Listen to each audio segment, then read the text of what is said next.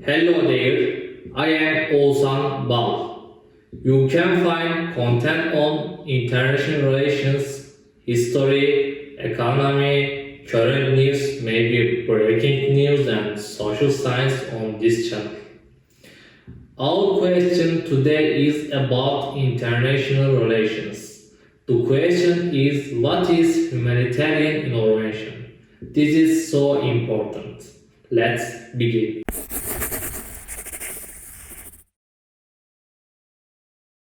Humanitarian intervention is a means to prevent or stop a gross violation of human rights in a state where such state is either incapable or unwilling to protect its own people or is actively persecuting them. Many scholars identify the 1990s as a decade of humanitarian intervention during which the United Nations authorized several interventions on humanitarian grounds.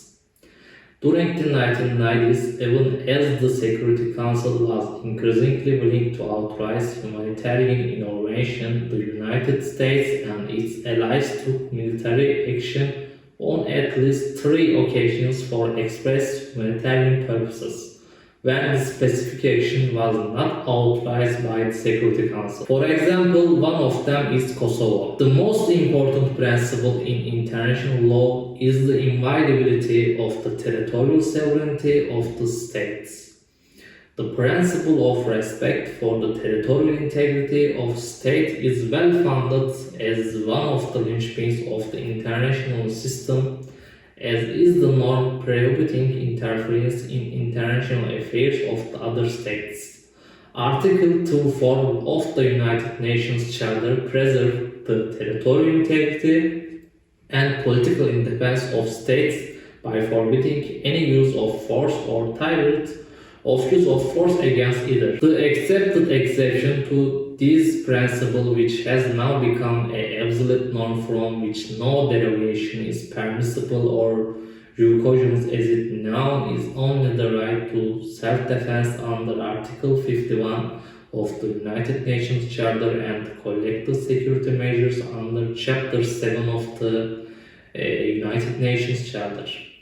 Despite its putative illegality, there is no denying that humanitarian intervention exists. Commentators in support of humanitarian intervention argue that if humanitarian intervention were legal, the very cost of potential abuse of pretextual intervention would outweigh any benefit from altruistic intervention.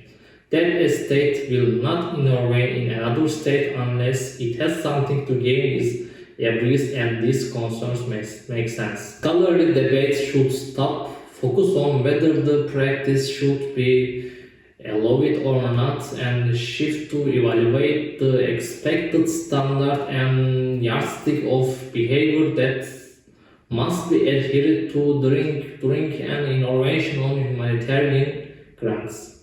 The fact is that humanitarian intervention is here to stay, and instead of trying to get rid of it, there is more prudence in allowing the later, able of streamlined and legally regulated form of humanitarian intervention to continue. When such a modus of intervention is accommodated under the rubric of the law with a clearly enunciated expected yardstick to adhere to, its practical implementation can be subject to control and can be streamlined to bring in good results.